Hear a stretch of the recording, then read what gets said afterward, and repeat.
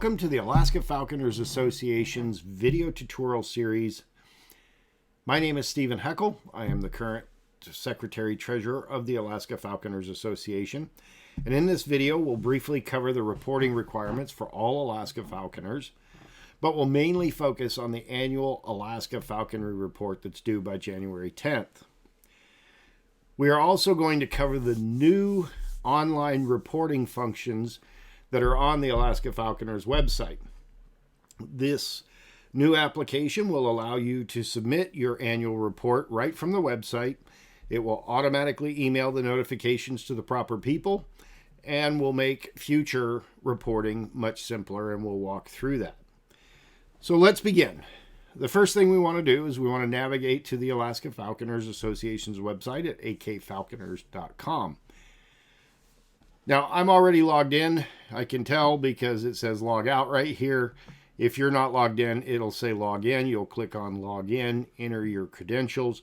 You must be a current member of the Alaska Falconers Association to use the online reporting functions. So once we're here, what we're going to do, the first thing we need to do is go in and do a little housekeeping. The reporting system uses the information that's in your current profile. So we're going to want to go in and make sure that that information is correct. And to do that, we're going to go to Member Resources and we're going to click on My Account.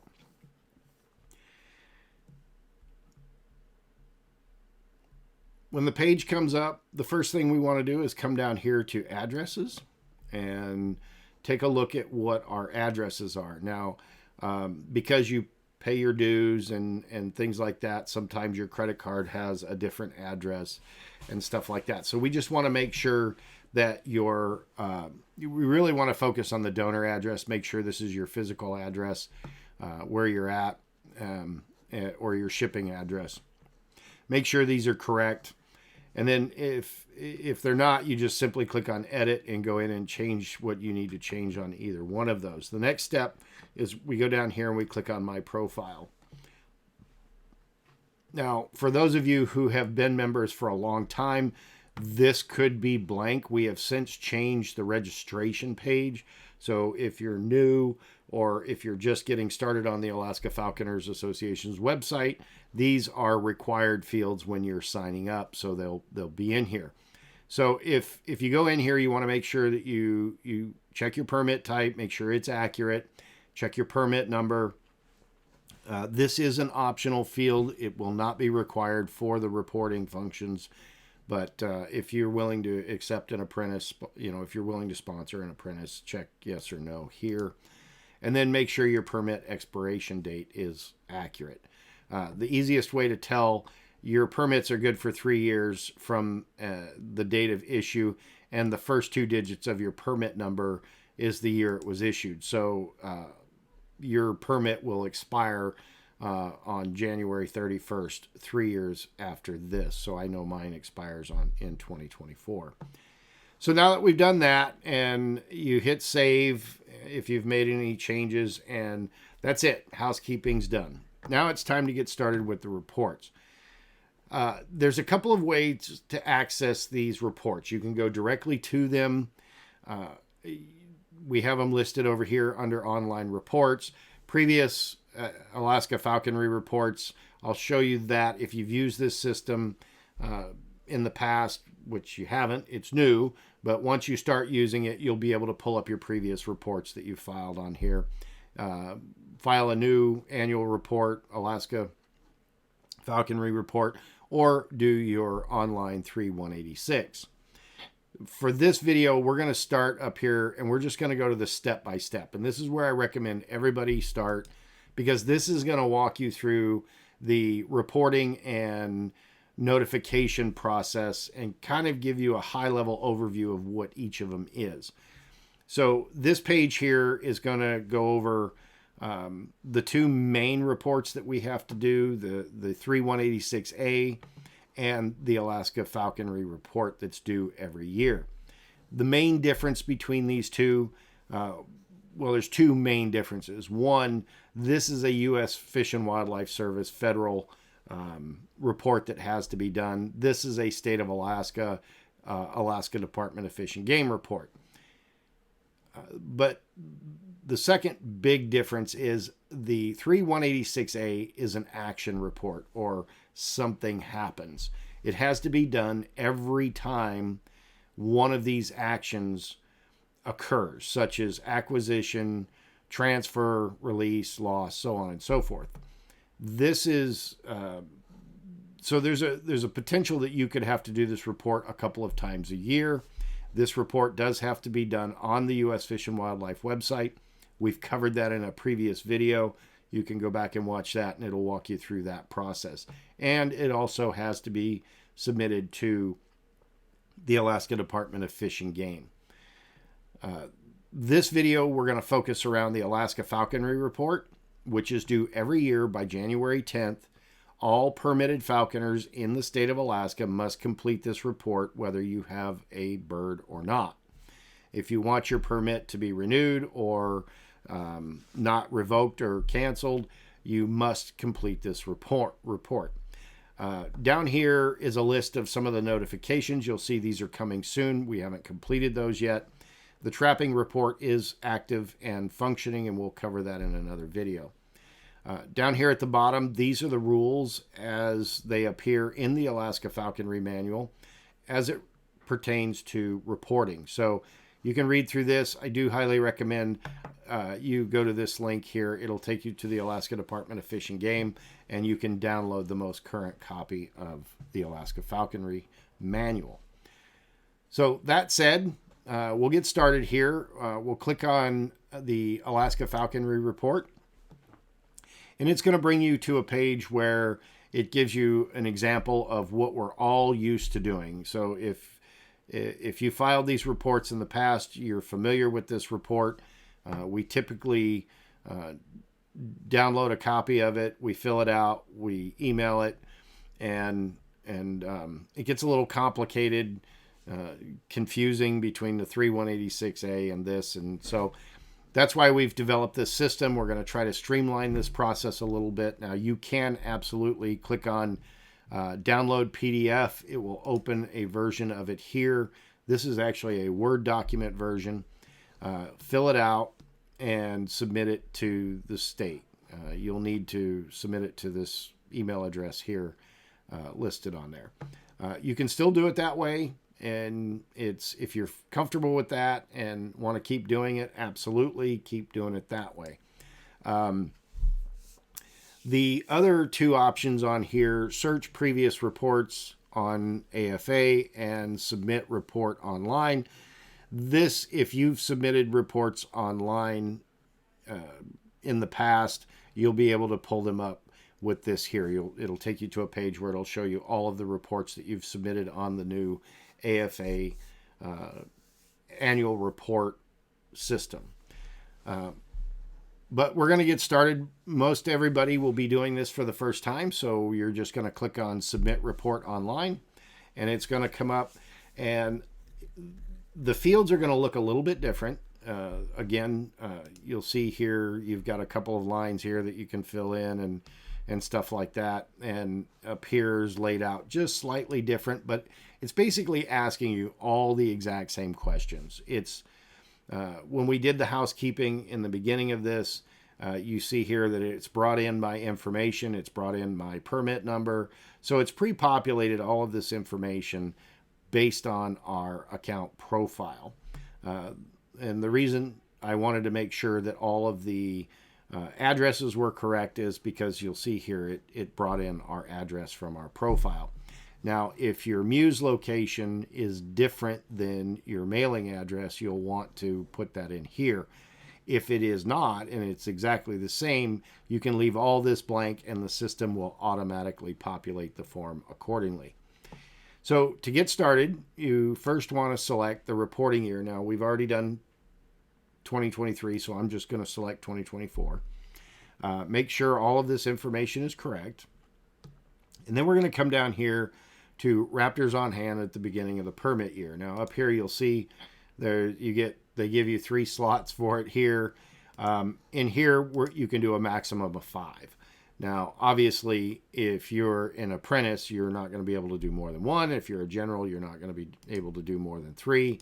So you'll see it'll throw an error here if I select 4. Because I have general class permit up here, it says you have to be a master permit holder in order to have more than 3 in your possession. Now, if I were to change this to master, you'll see that error message goes away and it gives me that 4th line. So you want to make sure that your permit class is accurate up here. So once you've selected the number of raptors that you have, it will only present you with that number of lines. And so I have a red tail, and she doesn't have a marker number. She's a female. I got her in 2018. Oops. She was trapped in Florida, and I obtained her, like I said, in 2018, and it was on December 1st. And that's it. I've quickly inputted the information in there, and now I move down to raptors acquired during the 12-month period. Now, if I haven't acquired any, or I no longer have any in possession, you can simply ignore those 2 and move down to the signature field. If you did, just for demonstration purposes, I'll show you in here. We'll say Goshawk. And marker number, we'll just put in an arbitrary number here. Year hatched, we'll say 2023. And game management unit, we'll say 14C. And we'll back up, say we got it on that date. Now, again, for demonstration purposes, we'll say that that raptor is no longer in our possession.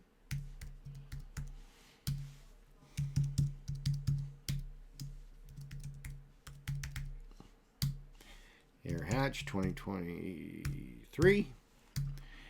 Now this is different. It does have disposition here. It's the same as this form here. Wants disposition, and these are the acceptable selection choices that you have: died, lost, released, stolen, or transferred. We're going to put released in here, and we'll say we released 1 month later. This field down here, you do need to fill this out. The state wants to know, what happened. So you can just put in here released in 14C. You can add additional comments if the bird died and you know why. If the bird was stolen, you'll want to put in information in here about that. Fill that out.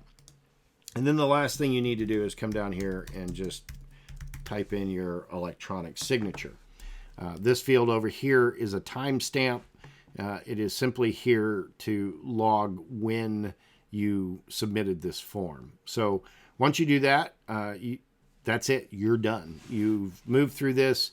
If you know this information or have it readily available, you can literally move through this form in about 60 seconds. Hit submit, and what happens when you hit submit, the system will automatically send a PDF version of this report to the permitting department at Alaska Department of Fish and Game, as well as your email address. So you'll get a copy of it, and Alaska Department of Fish and Game will get a copy of it. And you'll see it looks exactly like the Word document form. It formats it, and this is what you'll receive in your email. Looks almost exactly like this. The only difference is there's not a bunch of lines in each of these sections. This has been approved by the permitter at Alaska Department of Fish and Game. It's completely acceptable. The notes are in here. Everything is nice, neat, typed, and you're done. It is complete. Everybody's got a copy of it, and you're pretty much done with your annual report for the year. So now the next step is you've received the report. You've got it in PDF format. You save it to your hard drive from your email, or I highly recommend that you save it to a thumb drive or some sort of external drive in case something were to happen to your computer. But if you needed to come back to this, say you lost the email or something changed in here. Maybe the date you selected was incorrect, or Fish and Game called you and said, hey, that's the wrong marker number, and you need to go in and edit that. What we're going to do is we're going to come back here and we're going to go to previous AK Falconry reports. What that's going to do is list all of the reports that you have filed in this new system. Now, we cannot retrieve any reports that you did not do in this system. So anything prior to this year or next year won't be in here. We cannot get access to those.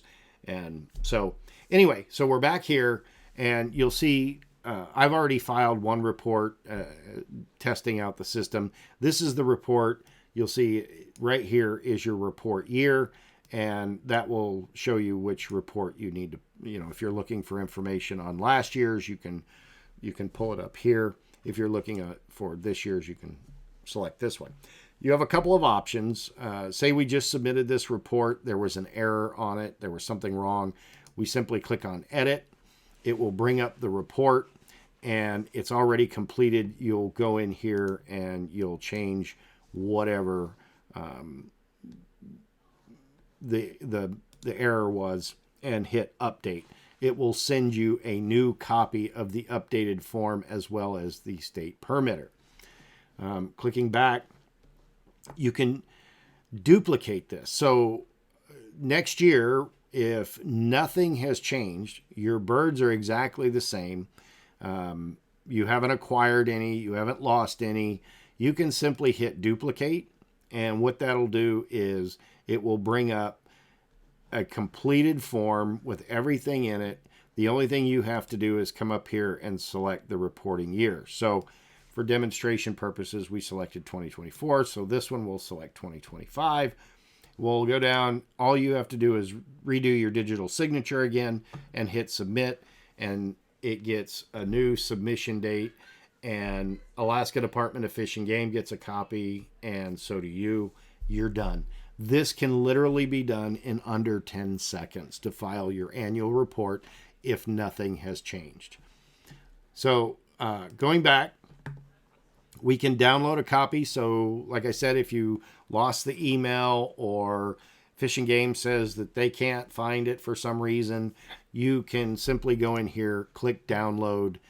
It will come up and ask you for a file name. Now, it should automatically name it with your name based on your profile, the year that this report is effective for, and that it's the Alaska Falconry report. So I'm going to save this to my desktop. I've already done this. So once you do this, then when you click on this, you'll see you get the form just as it appears on the Alaska Falconers. The Alaska Falconry report from the Alaska Department of Fish and Game. It's formatted exactly the same, and all of your information is in here, and you're done. You can save this to your hard drive. You can email it to anybody you need to email it to. And so that's it. That's pretty much the system. And you can, if you decide that for some reason you don't want these stored on our system, you can absolutely come in here and hit delete. It's easy if you want to do duplicate next year and things like that. But if you don't want them stored on the Alaska Falconers Association system, just simply click on delete. It'll ask you if you want to permanently delete it. You hit OK. If you do this, we cannot retrieve this. Once it's deleted, it's gone. I cannot come back and restore this. It is permanently gone. So when we hit delete, you'll notice that this form will just completely disappear. So if you don't want them stored on the system, just delete them. If you want them to stay in here so that you can edit, duplicate, or download them at a later time, then you've got it here. That's it. That is the annual falconry report system on the Alaska Falconers Association's website. I hope that this helps make things a little simpler for falconers every year. We will also be sending out automatic emails starting January 1st, letting everybody know that this report is due. So if you're a member, you'll get an email reminder to go in and do this, whether you do it via the Word document or do it via our system. We'll be sending out email reminders to all of our members. So with that said, we are done. If you have any comments, questions, or concerns, please feel free to reach out to me. You can reach me at info@akfalconers.com. I hope everyone's birds stay safe and healthy, and happy hunting.